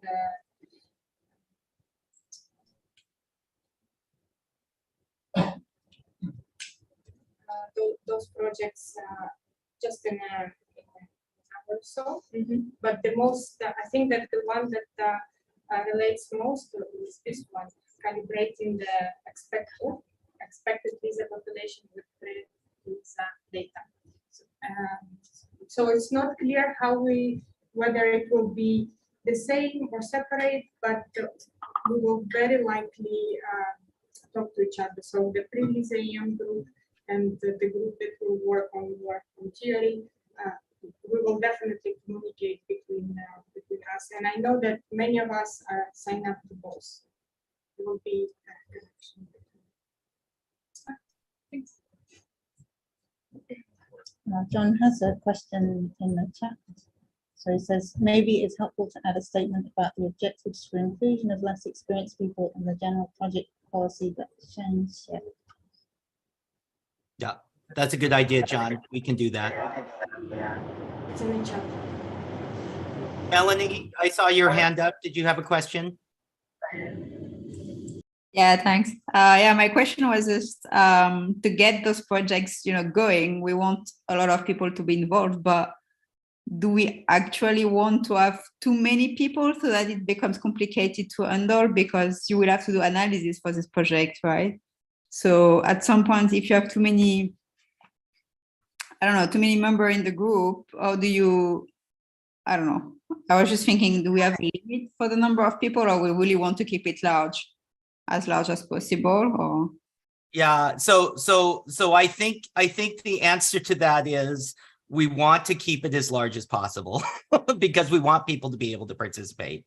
But what you're suggesting is absolutely the difficulty in getting started. Is right at the beginning, there's not going to be tasks for everyone to do, right? Because we won't know everything that needs to be done. And so the onus is really going to be on the coordinators and on regular communication in the projects, right? You're going to have to get together on a regular basis and say, this is what needs to be done, and we need, capable workforce to volunteer to do these tasks. And as that task list gets longer, then there will be opportunities for the large group to look at and say, I'm not committed to doing anything yet. Let me take that on. So I think you want to include people at the beginning with the recognition that the tasks at the beginning may be small, but that list necessarily will grow. And I think all of us who have been involved in big projects know that's true, but the hard part is keeping people on board and making sure that people are able to grab onto things. And certainly I think all of us know, particularly when we're working with early career folks who feel like they're just starting on something, they will be loath to volunteer for something or take on a task. So again, I'm going to put the onus on the coordinators to reach out to people and say, I know you haven't started on something yet. Here's the list. Is there something you want to participate on? Just to include people to the best of our ability. But you're absolutely right. There won't be things right at the beginning, and that's the hard part of getting this started. So we have two hands in the audience. First Lucio, then Thomas, and then Sylvia from Zoom. The key thing from the start would be to have a structure that has a clear leadership. I mean, the tasks, as Shane was saying, will be very small or minimal at the beginning or very loose, but we need to clarify, who will be leading pieces of the project. For example, for the code comparison in project 3, the most obvious thing to go about that, which is what's done for these type of comparisons, is to have at least one captain, responsible person for each of the codes that are participating to the comparison. That's a minimal structure that one can ask from the beginning, so that at least there is one point of contact for each of the codes. And then, of course, then the task assignments will come as well. But this will be the starting point in my view. I think we have a lot of experience for this kind of stuff with the white papers already, where the coordinators do a good job in kind of delegating the work or making sure everything is done. I would be, once the work starts, I think this is where you get the selection of people who really do stuff and people who just sign up and don't do anything. So I'm not too worried given the experience we had with the white papers. But it takes good coordinators to make sure it's all being done. I think that's the key. And then I think the rest will go. And Sylvia? Well, I was just going to add a bit on also what Melanie and also then Lucio commented later. I mean, I think actually there are many things and many tasks that one can think about. It's probably to create the proper structure and tree on the responsibilities and also set out the goals at different timescales, right? That also are appealing for people at different stages of the career. So design projects that can be more short-term and with some papers and actually some scientific results, and maybe some more long-term projects where like larger comparisons can be made, right, on a broader level. So I guess this will come with the discussion, but I think it would be essential probably to keep these very defined roles and responsibilities.